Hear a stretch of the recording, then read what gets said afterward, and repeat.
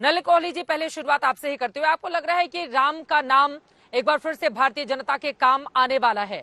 400 पार कराएगा क्या? क्योंकि हर मुद्दे पर, चाहे प्रधानमंत्री नरेंद्र मोदी हो, बीजेपी के तमाम दिग्गज नेता हो, वो यही हुंकार भर रहे हैं 400 पार। राम जी करेंगे बेड़ा पार? रामनवमी के पावन पर्व पर आपको, आपके दर्शकों, सबको नमन और नमस्ते। दूसरी बात कि भगवान श्री राम के लिए आस्था जो देश में है उसको हम राजनीति से नहीं जोड़ते। ये एक आस्था का विषय है। ये हमारे लिए खुशी की बात है कि जो चीज़ 500 वर्षों से वहाँ अयोध्या में संभव नहीं हुआ, कोर्ट के आदेश के बाद एक भव्य मंदिर बना है और नरेंद्र मोदी जी देश के प्रधान सेवक के रूप में वहां पर प्राण प्रतिष्ठा के लिए जनवरी में थे। अब जो लोग भगवान श्री राम के नाम का राजनीतिकरण कर रहे हैं वो विपक्ष के लोग हैं, या उन पर प्रश्न उठा के, या वहां ना जाने की बात करके, या रामनवमी के पर्व पर भी कहना कि आप इसमें कोई बाहर प्रोसेशन नहीं निकाल सकते, आप पर ये रोक होगा, दंगे हो जाएंगे, इस प्रकार की बातें करके। अब आ जाते हैं 400 पार का, जो हमने, पार्टी ने, हम सब ने मिलकर एक लक्ष्य रखा है। हमारे नेताओं ने, हम नरेंद्र मोदी जी के नेतृत्व और जो उनकी सरकार ने काम किए पिछले 10 साल से, उस सकारात्मक एजेंडा के साथ जनता के बीच जा रहे हैं कि हमने ये किया, मोदी जी की सरकार ने ये किया। 10 साल में जो बदलाव आया देश में, जो गति हमने देखी है बदलाव की, एक अच्छे रूप से 10वें से 5वें बड़े अर्थव्यवस्था तक बन गए हम विश्व में। 2047 का एक लक्ष्य रखे कि हम विकसित देश बने। हर वर्ग के लिए जो किया उसको सामने रखकर उस एजेंडा पे जा रहे हैं। जनता तय करेगी, लेकिन हमें ऐसा लगता है कि जनता का आशीर्वाद पूर्ण रूप से मिलेगा, क्योंकि 2014 में उन्होंने दिया, 19 में बढ़कर दिया, और 24 में काम के बूते हम मानते हैं और आएगा।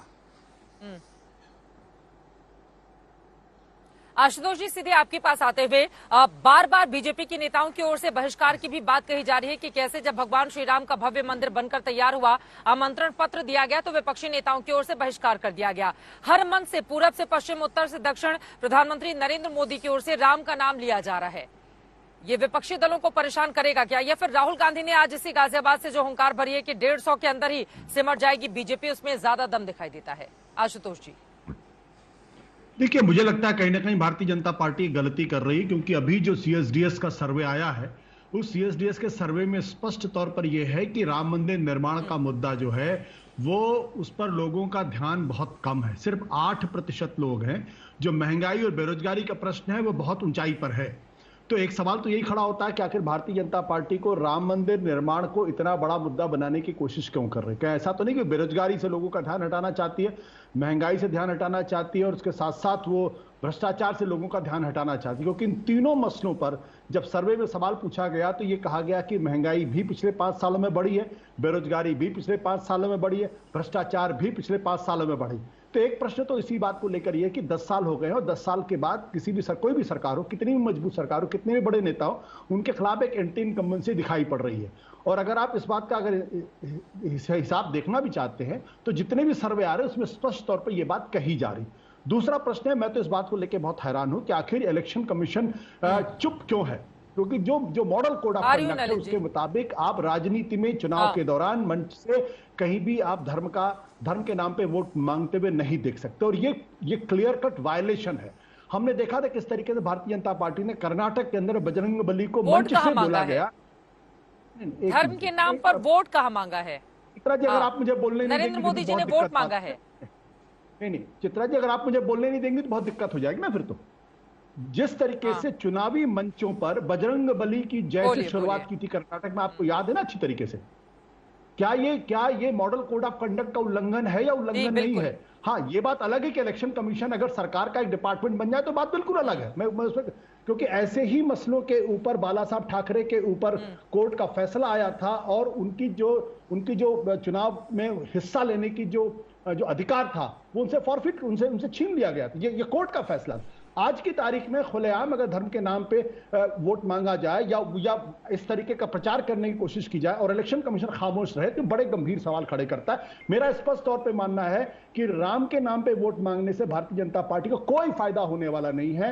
लोगों का ध्यान महंगाई, भ्रष्टाचार और जो बेरोजगारी का प्रश्न है वो महत्वपूर्ण प्रश्न बनता जा रहा है। राम के नाम पर आपको वोट नहीं मिलेंगे नलिन मैं कौड़ी इस पे जी। कुछ कहना उनके चाहूंगा आरोपों पर चित्रा जी। जवाब, उसके बाद राजनीतिक मेहमानों के पास जाऊंगी, बाकी लोगों जी जी बोलिए। कोई दिक्कत नहीं है। देखिए, हम संविधान में मानते हैं और संविधान में जितना मेरे अपनी बात रखने की बात है उतने आशुतोष जी की भी। अब ऐसा देश में दो वर्ग है, एक विपक्ष का वर्ग है, कुछ विश्लेषकों का वर्ग है जो हर चीज का एक विश्लेषण करके ढूंढते कि किसी तरह भाजपा जो है कम से कम एक डिबेट में तो हार जाए। यही विषय 2019 में भी उठे थे। ऐसा लगता अंग्रेजी का शब्द डेजावू, हमने 19 में भी यही सुना था, भ्रष्टाचार की लड़ाई है, बेरोजगारी की लड़ाई है, ये भाजपा जो है विफल है। लेकिन जनता ने बढ़कर जो है मोदी जी को वोट दिया, भाजपा को दिया और एनडीए को दिया। तो मैं तो ये मान नहीं सकता, कम से कम 22 साल राजनीति में रहने के बाद, कि जनता वोट उसको देती है जिससे त्रस्त है। एक एक करके आए।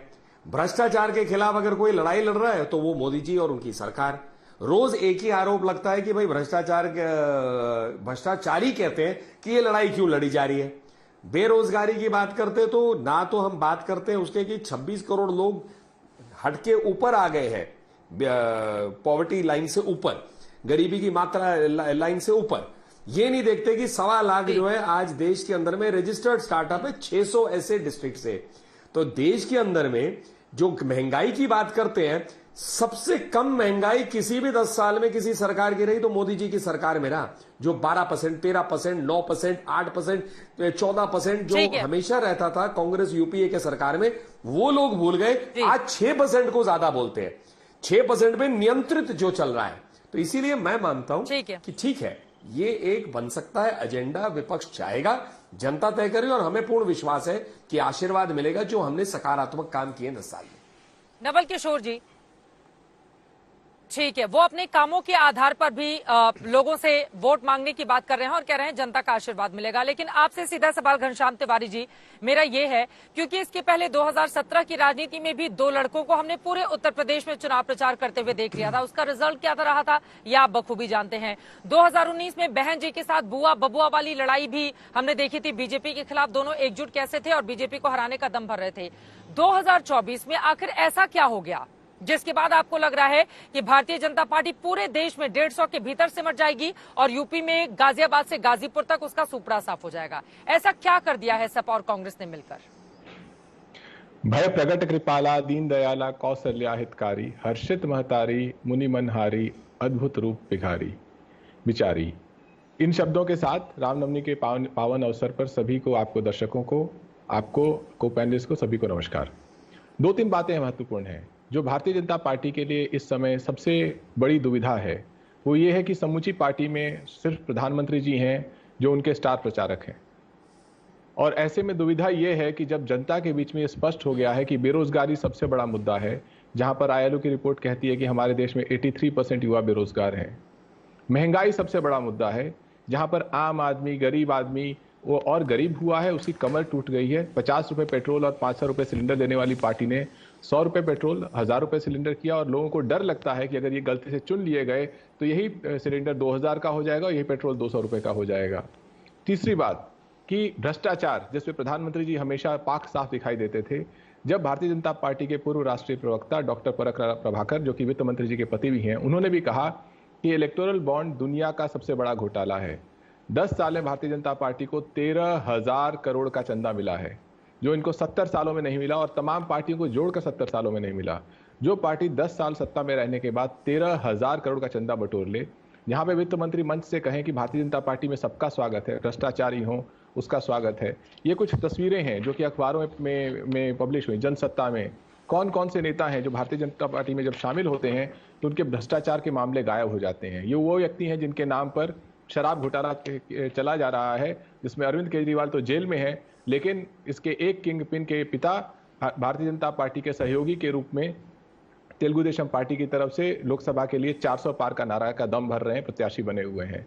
तो जनता में भारतीय जनता पार्टी की साख 2 कारणों से गिरी है। एक, प्रधानमंत्री जी जनता के मुद्दों के बारे में बात नहीं करते, और दूसरी बात कि भ्रष्टाचार और पुरानी जो वादे प्रधानमंत्री जी ने किए थे उसके चलते प्रधानमंत्री पे जनता का भरोसा नहीं रहा है। इसीलिए 2024 में अब की बार 420 पार का नारा जनता दे रही है।